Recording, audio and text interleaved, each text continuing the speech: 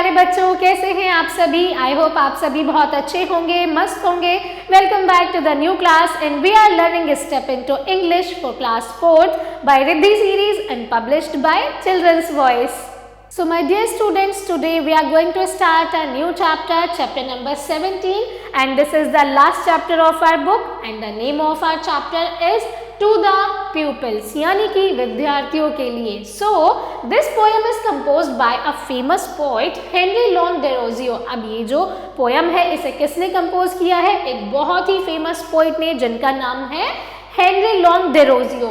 So in this poem, इस poem में he has tried to describe the relation between a teacher and his pupil. तो poet ने क्या describe करने की कोशिश की है? उन्होंने describe किया है विद्यार्थी और टीचर के बीच एक बहुत ही ब्यूटीफुल रिलेशन को. तो चलिए रीड करते हैं पोएम. यहाँ पर जो टीचर है वो अपने शिष्यों या फिर अपने स्टूडेंट से क्या कहते हैं. So expanding like the petals of young flowers, I was the gentle opening of your minds and the sweet loosening of the spell that binds you intellectual energies and powers. यानी कि मैं तुम्हारी young flowers की तरह खुलती हुई पत्तियों को देखता हूँ. I watch the gentle opening of your minds, तुम्हारे माइंड की gentle opening और उसके विकास को देखता हूँ. And the sweet loosening of the spell that binds then you intellectual energies and powers. साथ ही में मैं तुम्हारी intellectual energies और powers को भी देखता हूँ.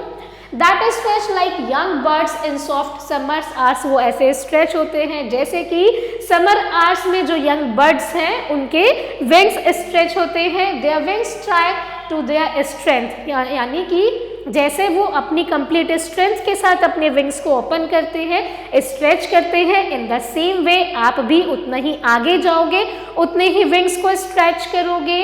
ओ हाउस द विंड और सर्कमस्टेंसेस एंड रिफ्रेशनिंग अप्रैल शावर्स. अब वो बात करते हैं यानी कि अप्रैल की कैसे सर्कमस्टेंसेस है. अप्रैल में भी इतनी फ्रेशनिंग हवा चल रही है. Of early knowledge unnumbered kinds, यानी कि आपके पास बहुत ही अपार नॉलेज होगी. जैसे जैसे आप आगे बढ़ेंगे, आप ग्रो करेंगे, वैसे ही आपके पास अननंबर्ड नॉलेज भी होगी. And airplanes, it's rivers and oceans, its forests and trees, houses and churches and factories. यानी कि यहाँ पे airplanes, rivers, oceans, जितने भी जंगल हैं, जितने पेड़ हैं, जितने भी घर हैं, churches हैं और factories हैं, of new perception shed their influence and how you worship truth's omnipotence. What joys reigns upon me when I see. यानी कि अब यहाँ पर जो टीचर हैं वो स्टूडेंट से बात करते हुए उन्हें क्या बता रहे हैं. जैसे जैसे आप ग्रो करेंगे वैसे ही आपका जो माइंड है वो ग्रो करेगा. आपके पास बहुत सारी नॉलेज होगी.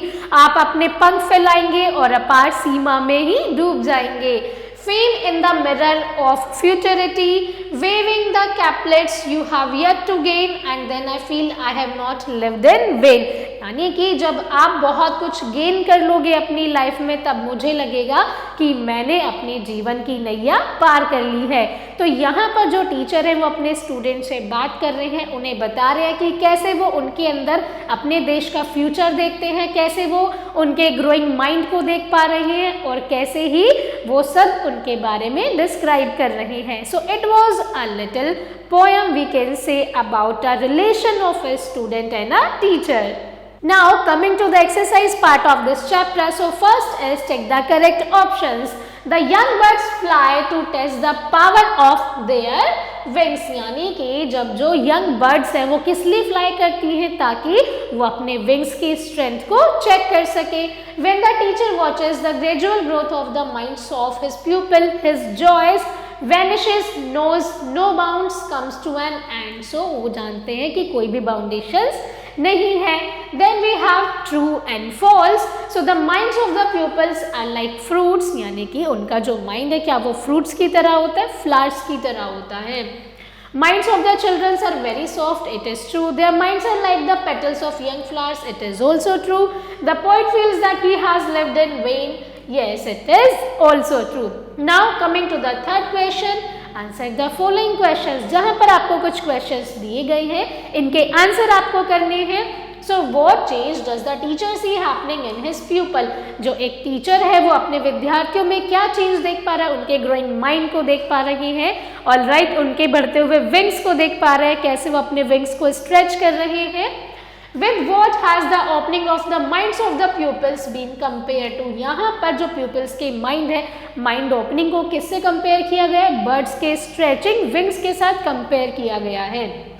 What does he see in the mirror of futurity, यानी कि futurity में वो क्या देखते हैं ये आपको बताना है।